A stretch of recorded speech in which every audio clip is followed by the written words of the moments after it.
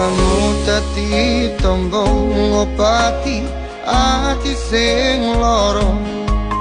Muga ikhlas nampa tekan besok nganti tuwa. Kowe sing paling ngerti marang kanane ati.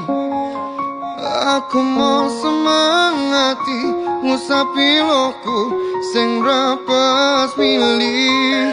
Peputane ati kinaryo kembangi wangi. Sabar-sabar ngomong aku muka selawase tadi.